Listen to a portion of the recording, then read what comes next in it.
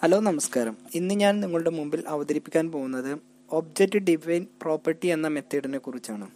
ഒരു ഒബ്ജക്റ്റിൽ നേരിട്ട് ഒരു പുതിയ പ്രോപ്പർട്ടി നിർവചിക്കുകയും ഒബ്ജക്റ്റ് തിരികെ നൽകുകയും ചെയ്യുവാൻ വേണ്ടിയാണ് നമ്മൾ ഒബ്ജക്റ്റ് ഡിഫൈൻ പ്രോപ്പർട്ടി ഉപയോഗിക്കുന്നത്.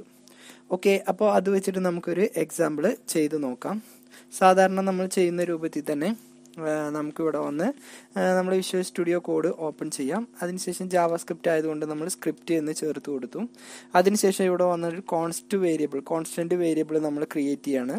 ഓക്കെ, ഇതിന് നമ്മൾ പേര് ചേർത്ത് കൊടുത്തത് Object1 എന്നാണ്. ഈക്വൽ ടു ഇവിടെ വന്ന് നമ്മളൊരു ബ്രാക്കറ്റ് ഓപ്പൺ ചെയ്ത് ഇവിടെ വന്ന് സ്റ്റേറ്റ്മെന്റ് വെച്ച് ക്ലോസ് ചെയ്തു. അതിനുശേഷം നമ്മളിവിടെ വന്ന് ഒബ്ജക്റ്റ് എന്ന് ചേർത്ത് കൊടുത്തതിന് ശേഷം ഒബ്ജക്റ്റ് ഡിഫൈൻ പ്രോപ്പർട്ടി എന്ന് ചേർത്ത് കൊടുക്കുക. ഓക്കെ, ഇത്രയും ചേർത്തതിന് ശേഷം നമ്മളിവിടെ വന്ന് Object1, അതായത് നമ്മൾ കോൺസ്റ്റന്റ് ആയിട്ട് ചേർത്ത് കൊടുത്ത ആ വേരിയബിളിന്റെ പേര് ചേർത്ത് കൊടുക്കുക. സിംഗിൾ കൊട്ടേഷന്റെ ഉള്ളിൽ നമ്മളിവിടെ വന്ന് പ്രോപ്പർട്ടി എന്നും ചേർത്ത് കൊടുക്കുക. ഓക്കെ, Property1 എന്നും ചേർത്ത് കൊടുത്തു. ഓക്കെ, അതിനുശേഷം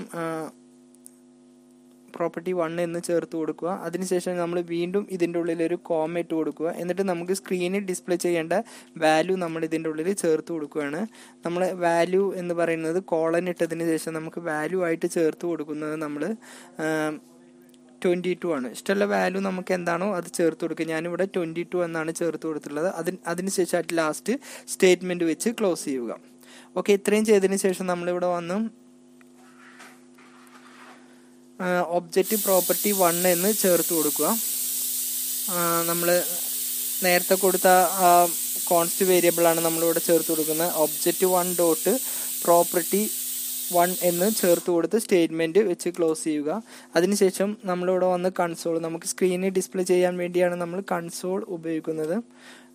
console.log എന്നിട്ടതിന് ശേഷം ബ്രാക്കറ്റിന്റെ ഉള്ളിൽ നമുക്ക് എന്താണോ മെസ്സേജ് വേണ്ടത് അത് ചേർത്ത് കൊടുക്കുക. അപ്പോൾ Object1.Property1 എന്ന് നമ്മളിവിടെ ചേർത്ത് കൊടുത്ത് സ്റ്റേറ്റ്മെന്റ് വെച്ച് ക്ലോസ് ചെയ്തു.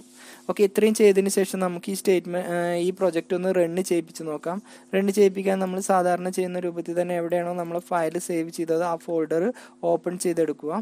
അതിനുശേഷം നമ്മൾ ആ ഫയൽ ഡബിൾ ക്ലിക്ക് ചെയ്ത് ഓപ്പൺ ചെയ്യുക. അപ്പോൾ നമുക്ക് ഈ രൂപത്തിലായിരിക്കും വരിക. ഇവിടെ നമുക്ക് ഔട്ട്പുട്ട് ഒന്നും വരില്ല. ഔട്ട്പുട്ട് കിട്ടണം എന്നുണ്ടെങ്കിൽ നമ്മൾ ഇതിന് റൈറ്റ് ക്ലിക്ക് ചെയ്തതിന് ശേഷം ഇൻസ്പെക്റ്റിൽ ക്ലിക്ക് ചെയ്യുക.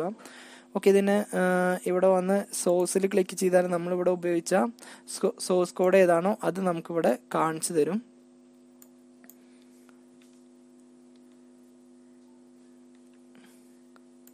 സോഴ്സിൽ ക്ലിക്ക് ചെയ്താൽ നമ്മളിവിടെ കൊടുത്ത സോഴ്സ് കോഡ് ഏതാണോ അത് നമുക്കിവിടെ കാണിച്ചു തരും.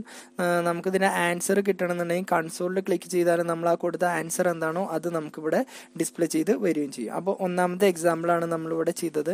ഇനി നമുക്ക് ഇതേ രൂപത്തിൽ തന്നെ രണ്ടാമത്തെ എക്സാമ്പിൾ കൂടി ചെയ്ത് നോക്കാം.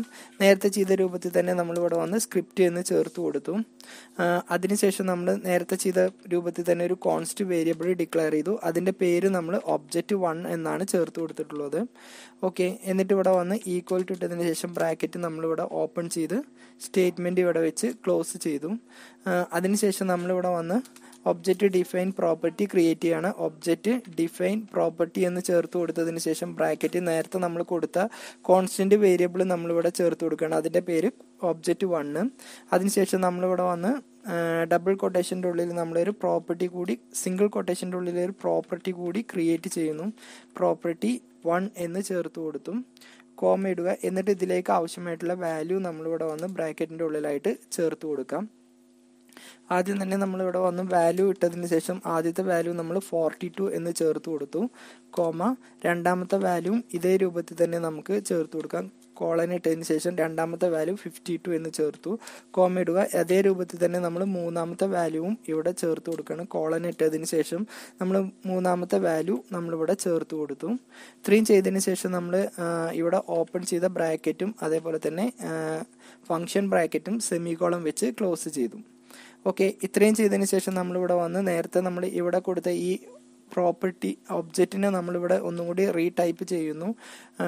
ഡോട്ട് പ്രോപ്പർട്ടി 1 എന്നും നമ്മളിവിടെ ചേർത്ത് കൊടുക്കുക. ബ്രാക്കറ്റിൻ്റെ ഉള്ളിൽ ഈക്വൽ ടു നമുക്ക് ഏതാണോ വാല്യൂ വേണ്ടത് അത് നമ്മളിവിടെ ചേർത്ത് കൊടുത്ത് സ്റ്റേറ്റ്മെൻറ്റ് വെച്ച് ക്ലോസ് ചെയ്തു. ഓക്കെ, ഇനി നമുക്ക് സ്ക്രീനിൽ ഡിസ്പ്ലേ ചെയ്യേണ്ട മെസ്സേജ് നമുക്ക് ചേർത്ത് കൊടുക്കാം.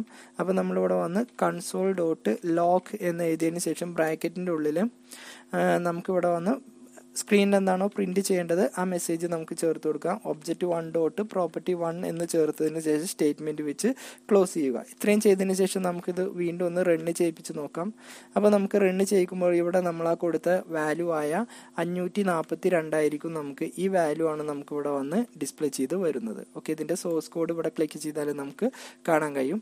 ഇതേ രൂപത്തിൽ തന്നെ നമുക്ക് വേറൊരു പ്രൊജക്റ്റ് കൂടി ചെയ്ത് നോക്കാം. നേരത്തെ ചെയ്ത രൂപത്തിൽ തന്നെ നമ്മളിവിടെ വന്ന് സ്ക്രിപ്റ്റ് എന്ന് ചേർത്ത് കൊടുത്തു.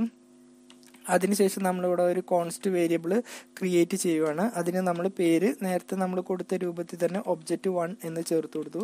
ഈക്വൽ ടു ബ്രാക്കറ്റിൻ്റെ ഉള്ളിൽ ഈ രൂപത്തിൽ ഇട്ട് കൊടുത്തു. വാല്യൂ ഒന്നും നമ്മൾ ഇതിൻ്റെ ഉള്ളിൽ ഒന്നും ചേർത്ത് കൊടുക്കുന്നില്ല. അതിനുശേഷം ഒബ്ജക്റ്റ് ഡിഫൈൻ പ്രോപ്പർട്ടി ക്രിയേറ്റ് ചെയ്യാണ്.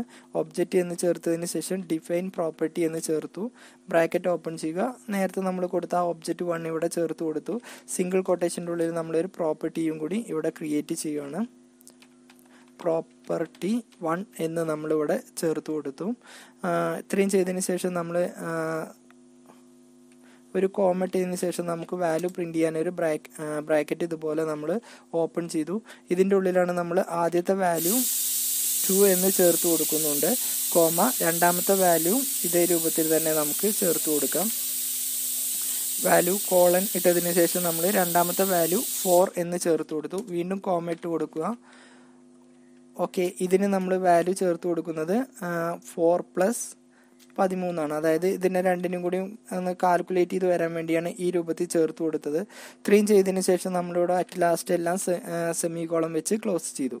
ഓക്കെ, ഇനി ഇവിടെ വന്ന് ഒബ്ജക്റ്റ് 1 ഡോട്ട് പ്രോപ്പർട്ടി 1 എന്ന് ചേർത്ത് കൊടുത്തു. സെമി കോളം വെച്ച് ക്ലോസ് ചെയ്തു. ഇനി നമുക്ക് ഇതെന്ത് ചെയ്യാം, ഡിസ്പ്ലേ ചെയ്യിപ്പിക്കാം. അപ്പോൾ കൺസോൾ ഡോട്ട് ലോക്ക് ഇട്ടതിന് ശേഷം ബ്രാക്കറ്റിൻ്റെ ഉള്ളിൽ നമ്മളിവിടെ ചേർത്ത് കൊടുക്കുക. ഒബ്ജക്റ്റ് നമ്മൾ നേരത്തെ കൊടുത്ത കോൺസ്റ്റന്റ് ഒബ്ജക്റ്റ് അതേപോലെ തന്നെ നമ്മളിവിടെ കൊടുത്ത പ്രോപ്പർട്ടി കൂടി നമ്മൾ ചേർത്ത് കൊടുത്ത് സ്റ്റേറ്റ്മെന്റ് വെച്ച് ക്ലോസ് ചെയ്യുക. ഓക്കെ, അപ്പോൾ ഇത് പ്രിന്റ് ചെയ്യുമ്പോൾ നമുക്ക് ഇതിൻ്റെ രണ്ടിനും കൂടി കൂടിയ, അതായത് നമ്മൾ ഈ ലാസ്റ്റ് കൊടുത്ത ഈ രണ്ട് വാല്യൂം കൂടി കൂടിയ ആൻസർ ആയിരിക്കും നമുക്ക് ഇവിടെ വന്ന് ഡിസ്പ്ലേ ചെയ്ത് വരിക. ഓക്കെ, അപ്പോൾ ഇന്നത്തെ ക്ലാസ്സിൽ നിങ്ങളുടെ മുമ്പിൽ അവതരിപ്പിച്ചത് എങ്ങനെ ഒബ്ജക്റ്റ് ഡിഫൈൻ പ്രോപ്പർട്ടി മെത്തേഡ് ഉപയോഗിക്കുക എന്നതാണ്. അടുത്തൊരു ക്ലാസ്സുമായിട്ട് പുതിയൊരു സബ്ജക്റ്റുമായി നമുക്ക് വീണ്ടും കാണാം.